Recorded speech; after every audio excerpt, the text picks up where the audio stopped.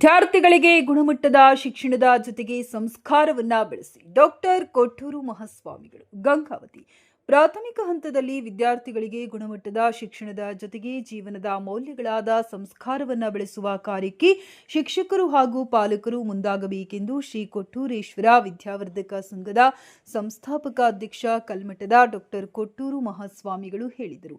ಅವರು ಶನಿವಾರದಂದು ಸಂಘದ ವ್ಯಾಪ್ತಿಯಲ್ಲಿ ಬರುವ ಶ್ರೀ ಚನ್ನಬಸವ ಸ್ವಾಮಿ ಹಿರಿಯ ಪ್ರಾಥಮಿಕ ಶಾಲೆ ಹಾಗೂ ಶ್ರೀಮತಿ ಗಂಗಮ್ಮ ಗುರುಪಾದಗೌಡ ಮಾಲಿ ಪಾಟೀಲ್ ಸ್ಮರಣಾರ್ಥ ಶಾಲಾ ವಾರ್ಷಿಕೋತ್ಸವ ಹಾಗೂ ಸಾಂಸ್ಕೃತಿಕ ಸಮಾರಂಭವನ್ನ ಜ್ಯೋತಿ ಬೆಳಗಿಸಿ ಉದ್ಘಾಟಿಸುವುದರ ಮೂಲಕ ಅಧ್ಯಕ್ಷತೆ ವಹಿಸಿ ಮಾತನಾಡಿದರು. ಲಿಂಗೈಕ್ಯ ಪತ್ರಯ್ಯ ಸ್ವಾಮಿಯವರ ಅನುಗ್ರಹದ ಮೇರೆಗೆ ಸ್ಥಾಪಿಸಲಾದ ಶ್ರೀ ಕೊಟ್ಟೂರೇಶ್ವರ ವಿದ್ಯಾವರ್ಧಕ ಸಂಘ ಪೂರ್ವ ಪ್ರಾಥಮಿಕ ಶಿಕ್ಷಣದಿಂದ ಹಿಡಿದು ಉನ್ನತ ಶಿಕ್ಷಣವನ್ನ ವೈವಿಧ್ಯಮಯ ಶಿಕ್ಷಣವನ್ನ ಕಲ್ಪಿಸಲಾಗುತ್ತಿದ್ದು, ಸದರಿ ಶಿಕ್ಷಣ ಸಂಸ್ಥೆಯಲ್ಲಿ ಕಲಿತ ಸಾವಿರಾರು ವಿದ್ಯಾರ್ಥಿಗಳು ಸರ್ಕಾರ ಹಾಕುವ ಸರ್ಕಾರೇತರ ಇಲಾಖೆಗಳು ಉನ್ನತ ಸೇವೆ ಸಲ್ಲಿಸುತ್ತಿರುವುದು ಈ ಒಂದು ಕಾರ್ಯಕ್ರಮಕ್ಕೆ ಮುಖ್ಯ ಅತಿಥಿಗಳಾಗಿ ಆಗಮಿಸಿದ ಕೊಪ್ಪಳ ಜೆಸ್ಕಾಂ ಇಲಾಖೆಯ ಯೂಸುಫ್ ನಮ್ಮ ಹೆಮ್ಮೆಯ ವಿದ್ಯಾರ್ಥಿ ಎಂದು ಹೇಳಲು ಸಂತಸವಾಗುತ್ತದೆ ಎಂದು ತಿಳಿಸಿದರು. ಈ ಸಂದರ್ಭದಲ್ಲಿ ಮಾಜಿ ಶಾಸಕ ಪರಣ್ಣ ಮುನವಳ್ಳಿ, ಸಂಸ್ಥೆಯ ಕಾರ್ಯದರ್ಶಿ ಶರಣೇಗೌಡ ಮಾಲಿ ಪಾಟೀಲ್, ಜೆಸ್ಕಾಂ ಇಲಾಖೆಯ ಅಧಿಕಾರಿ ಯೂಸುಫ್, ಪ್ರಕಾಶ್ ಗೌಡ ಪಾಟೀಲ್, ವಿಶ್ವನಾಥ್ ಇತರರು ಉಪಸ್ಥಿತರಿದ್ದರು. ಇದೇ ಸಂದರ್ಭದಲ್ಲಿ 10ನೇ ತರಗತಿಯ ವಿದ್ಯಾರ್ಥಿಗಳಿಂದ ಸಾಂಸ್ಕೃತಿಕ ಕಾರ್ಯಕ್ರಮಗಳು ವಿಶೇಷ ಗಮನ ಸೆಳೆದವು. ಸಾಧಕ ವಿದ್ಯಾರ್ಥಿಗಳಿಗೆ, ನಿವೃತ್ತ ಶಿಕ್ಷಕರಿಗೆ ಸನ್ಮಾನ ಮತ್ತಿತರ ಕಾರ್ಯಕ್ರಮಗಳು ಜರುಗಿದವು.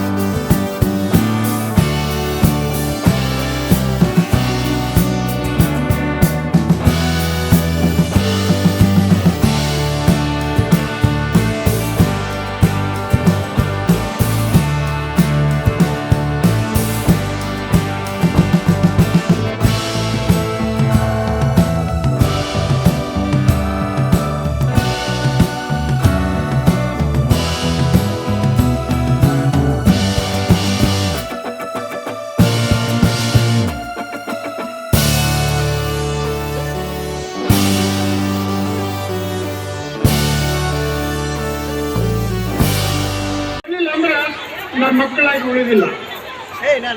ಒಂದು ಮಾತು ಪಾಲಕರು ಅರ್ಥ ಮಾಡ್ಕೊಳ್ಬೇಕು.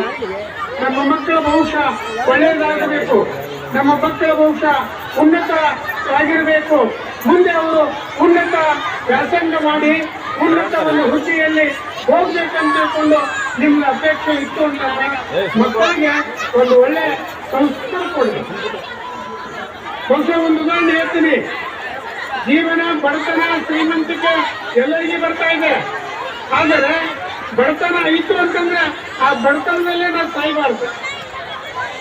ಬಹುಶಃ ಒಬ್ಬ ಮೊನ್ನೆ DC ಕಾರ್ಯಕ್ರಮದಲ್ಲಿ ತೀರ್ಕೊಂಡು ಮಾಂತೇಶ್ ಬೇಡಿಗೆ ಅಂತೇಳಿ, ಬಹುಶಃ ಅವರ ಜೀವನ ಚರಿತ್ರೆಯನ್ನು ನೀವೆಲ್ಲ ಕೇಳಿದಿರಿ. ಅವರ ತಾಯಿ ರೊಟ್ಟಿ ಮಾಡಿ ಬಂದಿರತಕ್ಕಂಥ ಹಣದಲ್ಲಿ ಆ ಮಗನನ್ನ ಅಭ್ಯಾಸ ಮಾಡ್ತಿದ್ರು. ಬಹಳ ಕಷ್ಟಪಟ್ಟು ಓದಿ KS ಆದ, IAS ಆದ, ಕೊನೆಗೆ DC ಆದ.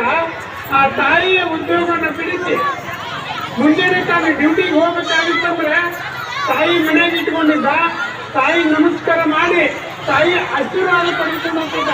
ಯಾಕಂತಂದ್ರೆ ನಾ ಈ ಉನ್ನತ ಹುದ್ದೆಯಲ್ಲಿ ಬರಬೇಕಾದ್ರೆ ನನ್ನ ತಾಯಿಯೇ ಕಾರಣ ಅಂತ ತಿಳ್ಕೊಂಡಿದ್ದೀನಿ. ತಾಯಿಯನ್ನು ತಪ್ಪದೆ ಗೌರವಿಸ್ತಿದ್ದ.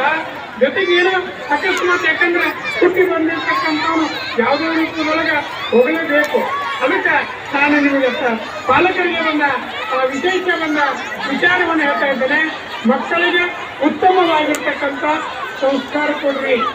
ನಿಮ್ಮ ಮಕ್ಕಳು ನಿಮ್ಮಂತೆ ಇರಬೇಕು, ನಿಮ್ಮ ಕೀರ್ತಿಯನ್ನು ತರಬೇಕು, ನಿಮಗೆ ಒಂದು ಗೌರವವನ್ನು ತರಬೇಕಾಗಿತ್ತು ಅಂತ ಉತ್ತಮವಾಗಿರ್ತಕ್ಕಂಥ ಮಾರ್ಗದರ್ಶನ ಕೊಡ್ರಿ.